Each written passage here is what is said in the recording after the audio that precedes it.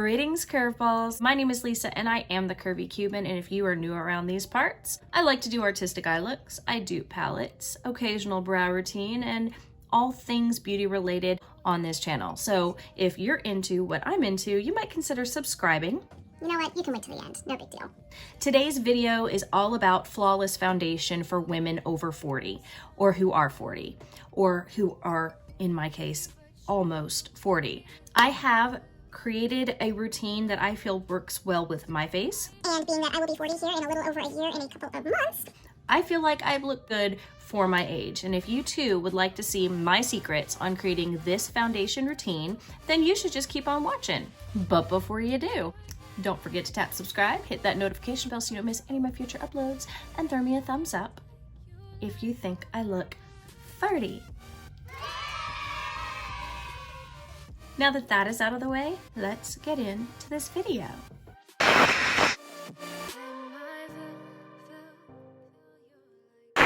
Let me just say this. I have tried a ton of foundations and a ton of different techniques and methods, and I think I have finally figured out how best to apply foundation for skin that is aging, has fine lines and wrinkles, somewhat dry. You know, for the longest time on my channel, I talked about having dry skin because I have psoriasis and I always have dry patches on my skin, and for some reason I thought that meant I had dry skin. Since then I have done a lot of research and realized no, that is the condition of my skin. I have a skin condition which causes some dryness and dry patches and irritation, but my actual skin type is more along the lines of combination, because I do wake up with an oily T-zone and I do have prominent pores, and I don't know where I heard it from, but the bigger your pores are, the more oily your skin is. So if I have some prominent pores, I'm going to say that I probably had naturally oily skin mixed with a dry skin condition leaves me with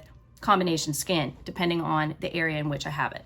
I also feel like I have never gone wrong trying to find ways to make myself look dewy or more moisturized, especially when you're older. I am 38 and damn near 39. So I'm not completely lying when I say fabulous foundation for women who are almost 40. The first thing I'm going to do, and this step is completely optional, is use a primer. For a long time, I didn't use any primers because I couldn't tell if it made a difference. I have been testing out my NYX pore filler primer because, like I said, I do have large pores in this area and I want to use the product up, so I am going to use it. Now, I also like to put it underneath my eyes where I have fine lines and wrinkles. I feel like, if anything, I would like to fill that in, so when I do my foundation, it does not look like I have crow's feet or smile lines. Now, any silicone-based primer like this is very drying, so if you do truly have dry skin, do not do this step. If you're gonna prime your face, prime it with some kind of hydrating prepping spray, but definitely do not lay a drying substance on your already dry skin. You could skip the primer altogether or just simply moisturize to prep your skin for makeup. Another tip, if you're going to moisturize before makeup, which you should, do it 15 minutes before you put on your makeup. That way it has time to settle and absorb into the skin. I wouldn't just put it on right before you do makeup. I would do it ahead of time. I never take foundation, squeeze it right onto a brush and apply it. I have a concoction, and let me tell you what goes into it. The first thing I add, this e.l.f. Glow Dewy Skin Mist. I have a jar, it's my foundation palette. First thing I will do is take a few spritz of this Glow Dewy Skin Mist. It's when I first tried to use it after applying makeup, it was very dewy and almost oily looking. So I sprayed it into this mixture that I have, and it creates a very nice dewy foundation base, especially if you have fine lines, wrinkles, or dry skin. My two favorite foundations at the moment is my Becca Skin Love Weightless Blur Foundation in the shade Fawn, which I found at TJ Maxx for $8.99, and my Laura Mercier Silk Cream Oil-Free Photo Edition Foundation, which is in the shade Suntan. And I mix the two. They make my skin look like skin. Next thing I add into it is a moisturizing primer. The Bite Beauty Change Maker Skin Optimizing Primer, this just feels a lot like a moisturizer on the skin. So I would actually mix this into the foundation. So far we've got some dewiness, we've got some moisture, we've got your favorite foundation. Next thing I like to add is a liquid highlighter of some sort because I like to look glowy. If you add just one pump of a liquid highlighter, this one happens to be from Pretty Vulgar in the shade Just Glow With It, it is not going to make you look like a Tin Man. You're mixing it in with your foundation and it's just gonna give you this all over glow. Before this, I used my ABH Perla. That has since been cashed, it's gone. Had to get a new one. TJ Maxx, $4.99. I know it sounds like a lot, but if you are a woman who is 40 and over, almost 40, has dry skin, feels like no matter what you do when you apply foundation, it does not look like all of the other Instagram models, I promise you this is going to make a huge difference. So I'm going to take my IT Cosmetics foundation brush with the little brush on this side, and I'm just going to start swiping the foundation in areas in which I want to blend. And I just put it on the center of my face first and gently buff into my skin. And I mean gently. I barely want to touch the skin. You don't want to go so rough. And then on the back side, since I already have product here, I go around my brows, which have already been done very carefully. And look at my forehead, like you can't even tell I am wearing foundation there. And this does not look cakey because we have cut the foundation down with a moisturizing primer and our glowy dewy skin mist. If you look up close, I don't really see any prominent fine lines and wrinkles. You can tell I've got a nice healthy looking glow going on to my face without looking like the Tin Man that comes in from the highlighter. And I feel like I look hydrated. I don't see any dry patches. I am not a beauty blender fan. For me, the sponge absorbs too much of the product. I don't know why that is. I mean, I know why that is. It's a porous surface. It's meant to absorb. The IT Cosmetics brushes are it for me. Yes, they are pricey. I have two of them. I've got the Complexion Perfection, and I have this one, which I do not know what its name is, but I love it. I love them so much. Just look how nicely that lays on the skin. There's just no comparison to me between using a brush and a beauty blender. All right, next step, concealer. I have these dark circles right here, but they're not from lack of sleep. It's just because of my deep set eye shape. My eyes go way back, so cannot get rid of that. I mean, I don't do a lot of color correcting, but what I do is color matching. I have a concealer, which is the exact same shade as my skin. This one I got, again, from TJ Maxx, Kevin Aquan, very high quality concealer for less than $10. And I like to go right over the hollows of that eye bag shape curse with the shade of my own skin because I want to camouflage that. I do not want to highlight it with a bright light concealer. I take my lighter concealer at that point. This one happens to be the Too Faced Born This Way in the shade Light Nude. And I do just a dot right here and right here because this is the portion of my face that I want to have lifted. And I take a flat foundation brush and then I pat it down while looking up. And I just press that into the skin. I do not want it to dry raised. Currently, I'm using the Morphe Brightening Pink Bacon Setting Powder. And again, powder is a scary word for women who are 40 or almost 40. And I'm gonna take my very favorite beauty sponge for applying powder, and it is this little guy right here.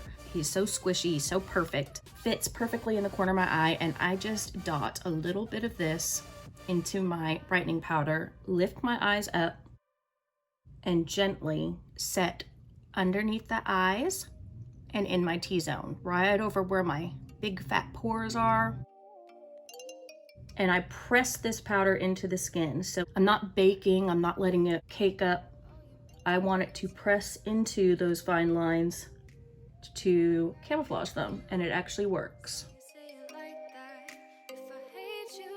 And that is all the loose powder I will be using for my flawless foundation routine. Any other powder that's going on my face will be a pressed powder. I have several favorites in the pressed powder realm. Fortunately, I am almost out of all of them. Kat Von D powder foundation, the Locket powder foundation. I know she's a taboo name, but I got this a long time ago.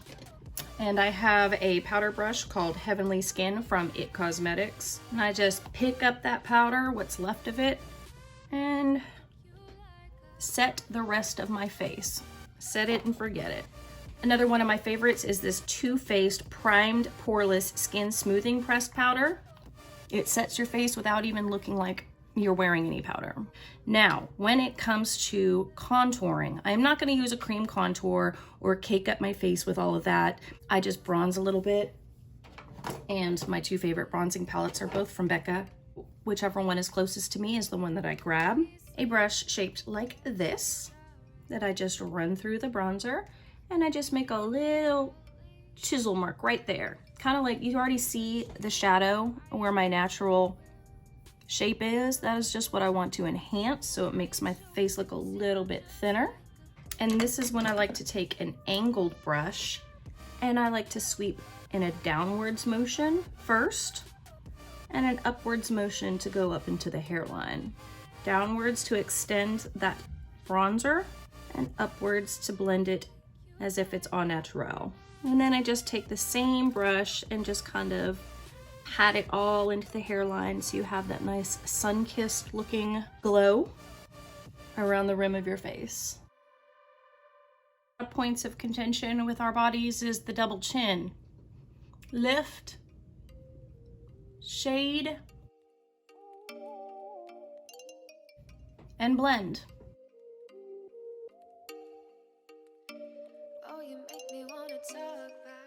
I have found if you are over 40, just like when I use the concealer to color match my dark bags, I no longer use a highlight that is blinding like, say, this one. Yes, it photographs nicely, but in all honesty, I want that natural glow to look like it is actually coming from me and not from Becca. What I do is I take the darkest highlighter, and depending on your skin shade, maybe this would be more suitable for you, but I get the one that is matching my skin tone the most, and I place that right here. So I have that natural looking glow, but I do not have a big blinding, oh my gosh, she is wearing fake highlight, you know?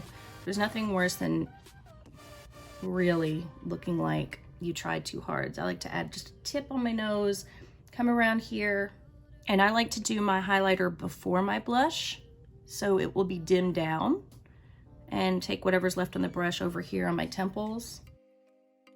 Applying your blush can change your face shape. Now, a lot of people like to keep it up here towards the back to raise and lift. I don't really have a particularly fat face, and I love the look of having rosy cheeks on the apples of my cheeks. Instead, if you come and start back and come up to the brow line, it will lift you and make you look a little bit slimmer. But I like having rosy cheeks. I like having a rosy nose.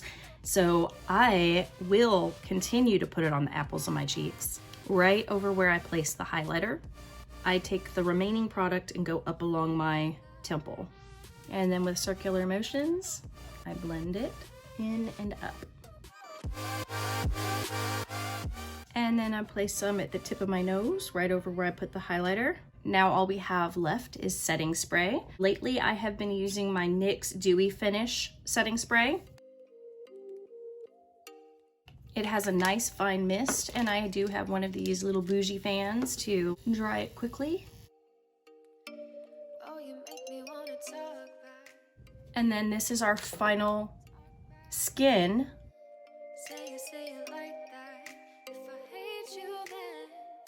I'm gonna go finish up my eye makeup, and I'll be back for my final Fabulous at 40 foundation reveal. And this is my final full face of foundation for women who are almost 40 or in their 40s.